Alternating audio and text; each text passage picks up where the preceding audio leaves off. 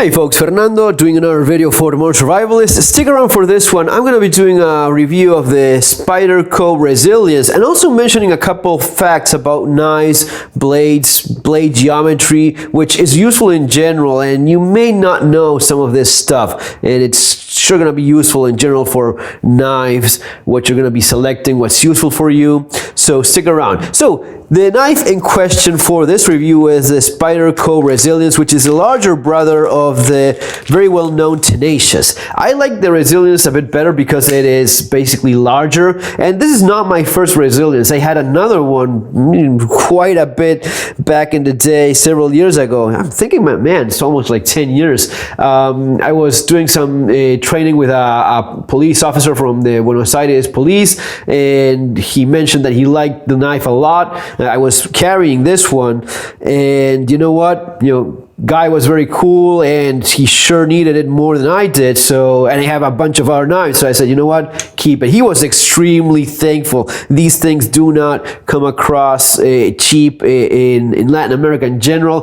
Prices are double or triple what you're used to in the United States because of fees, because of shipping, and a bunch of our bureaucracy that just makes things a lot more expensive than they are in the United States. So it's definitely a very nice thing to end up with. But it is just a fantastic knife in general. I like a little bit of a larger blade. This is a bit over 4 inches, if I'm remembering correctly. And the quality is Spyderco all across. It is just very well made. It is not expensive. I'll leave the link below. I think it's like for 55 bucks, 60 bucks. Don't quote me on that. Better check the link if you're interested. But this is one of the, in my opinion, this is one of the best value knives. You're getting the most bang per buck with this knife. I think that the blade geometry in particular is great, and we're going to be talking about that in a second. Look how thin it seems to be, although it is really not all that thick. I was checking it. This is 3 millimeters, so it's 3 millimeters thick. It's the same as the Endura. So you have the Endura here, and it's basically the same. Of course, the Endura is almost twice as much. This is the Endura 4, also a great knife, maybe the flagship knife of Spyderco, at least back in the day. This is one of the knives that made Spyderco the brand name that it is now.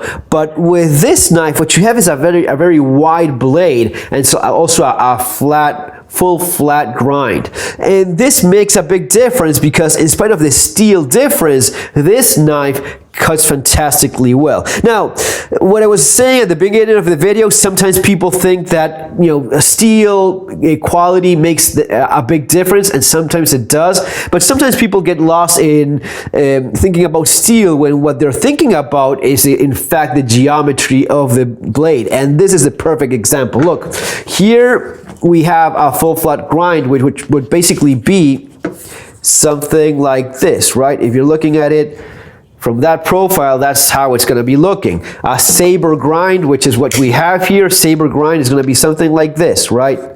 And you guys know this, saber grind, convex, and hollow grind and such. All of these things you're very familiar with. Now, something that a lot of people don't pay enough attention to is the angle of the apex that you have here. So it's going to be depending on the use that you have for the knife. For example, with a chef knife, it's going to be like 20 degrees, something very a very small angle there. With utility field knife, some outdoors type of blade, you're going to be looking at 35, maybe even 40, right? And people assume that yes, this is in fact stronger, and that's in fact correct.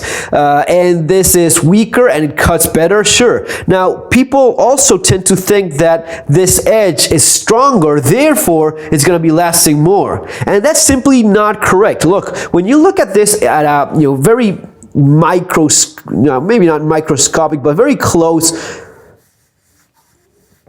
Very close distance, what you see is that this is not, perfectly like that. It's not a perfect come together of these lines. You have somewhat, if you're going to be looking at it with a microscope, it's going to be looking somewhat like this, but this basically has a certain thickness. Now, the thickness that you have in a 20-degree knife like this one is going to be a lot smaller than the thickness that you have in the apex there in a 40-degree knife. And when you keep on using the knife, people will think, well, the 40-degree one is going to be lasting longer, it's going to be staying sharper longer. No, that's simply not the way it works, because as the steel keeps on wearing, you start losing that edge. So let's suppose this is your 20-degree angle knife. As you keep on using it, this is what keeps on happening. Of course, a very microscopic kind of level, this is what ends up happening. Now, if I have a wider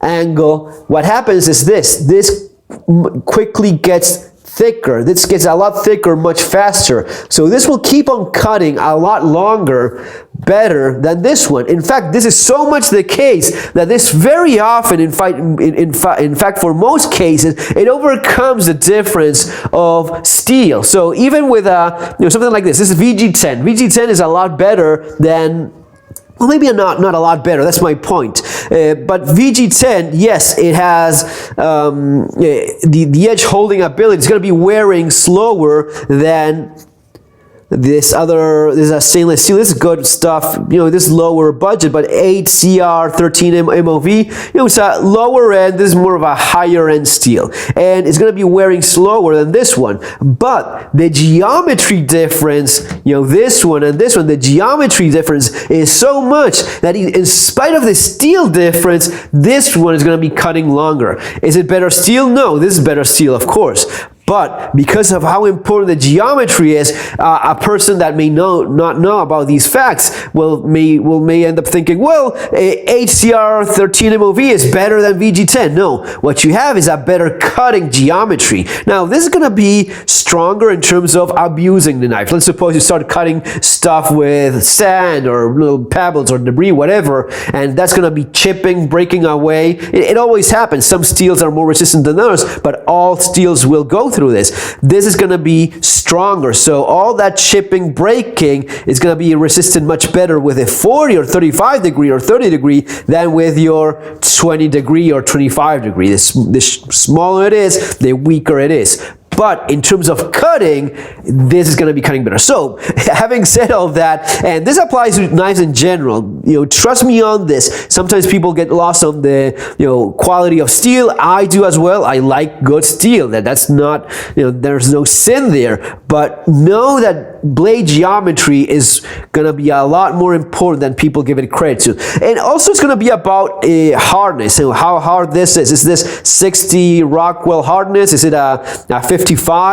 Softer steel will wear faster. It's not going to be holding the edge as well. So even with the same steel, if it's softer, it's going to be losing the edge quite a bit faster. But at the same time, the softer it is, the stronger the toughness goes up proportionally too. In fact, quite a bit. That's the case if you have like a people sometimes get lost on the hardness and they want a 60 Rockwell hardness knife. Well, maybe with 58, you don't give up that much edge retention, and you gain a lot in toughness for that knife. Many times when it comes to survival knives, outdoors knives, stuff that you're going to be abusing, it's in fact more important to have a stronger, tougher blade that's going to be taking abuse better than having something that's going to be requiring sharpening 20% less often, just to give you a somewhat of a number. It's not that much of a big deal, and it's also going to be faster and easier to sharpen because the material is softer as well. The harder it is, the more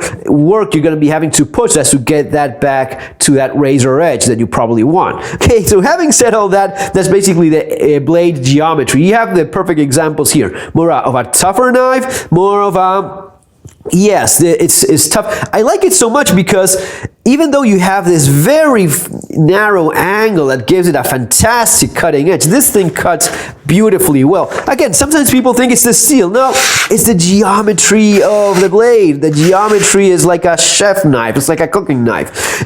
But even though it's quite thin, because of this, you have quite a bit of a wide blade. This is kind of like the same principle that applies to a machete. A machete is going to be what? It's going to be very narrow. It's going to be quite wide. right? If you look at a machete, you're gonna be having something like this, right? So it's strong because you have quite a bit of steel, wider, and it's thin, and it's also some type of steel that is not all that hard. It's going to be like a 50 something, 50, 55 tops. I think it's more like 54, 53 even. Something of a softer hardness, because you want that flexibility. You want to chop with a machete, and you don't want that thing cracking on you. So you're going to be, sharpening it often, and it's going to be super sharp, but it's not going to be holding the edge as a more of a high-end steel, and especially not as well as a steel that's hardened to a higher Rockwell hardness. Okay. Here you have a blade that, even though it's quite thin, you have quite a good amount of steel, because as wide as it is, but still this is going to be more of a, I would think of it as more of a cutting tool because of the size. You will be able to, abuse it to some extent, but this one is going to be maybe better for that sort of thing. So this is a very popular, the Endura 4. I'll leave the links below, guys, for anyone that's interested in getting these through the affiliate program in Amazon. So I'll leave the Amazon links there. I'll leave the links for my books as well. If you're interested in my take on survival preparedness, they're going to be links there below. This is a knife that's been used a lot by soldiers, especially soldiers that want a very lightweight knife, but a very solid blade. The Endura 4 is a great knife for that kind of intended use. Something is going to be cutting great, something's going to be taking quite a bit of abuse even, but doing so at a very lightweight presentation. Super handy, strong lock, great knife. Here with this budget-friendly knife, you still have a lot. Maybe it hasn't got the finest, best steel there is. It's more of a budget-friendly steel. I still like HCR MOV, HCR 13 MOV quite a bit. It's very good stuff for stainless steel, holds an edge quite well. But with this geometry, with the grips, this is G10, and it has a nice texture. It's not slippery at all, but G10 is good stuff. You use it, you often find it in higher end knives, and you have the clip that goes into all the 4 possible positions. It opens, it snaps beautifully well. So yeah, I think it's one of the best value knives in my take. That's when I'm getting a second one eventually. The clip is a bit bright, so that's something that you may want to darken yourself or paint or whatever, so it's a little bit less conspicuous. And then you have a liner lock. The liner lock, it engages very well. Look at that. It's 100% engagement with the blade. You see it quite clearly there.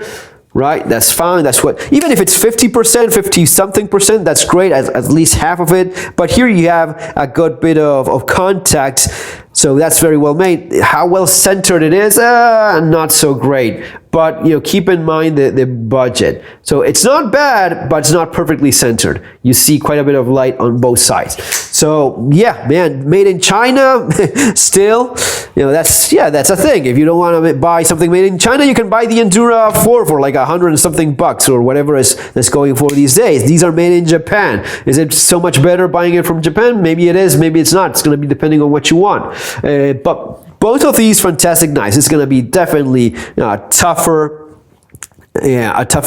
knife for you. But I kind of wonder that, because this has quite a bit of steel there. It has a lot of metal.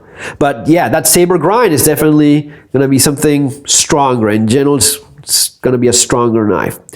VG10, great stuff. It's going to be having a great amount of edge retention. VG10 is the kind of thing you find for Falcon events, that sort of stuff. So yes, folks, I hope you enjoyed this little video. See you on our next one. Have an awesome day. Take care.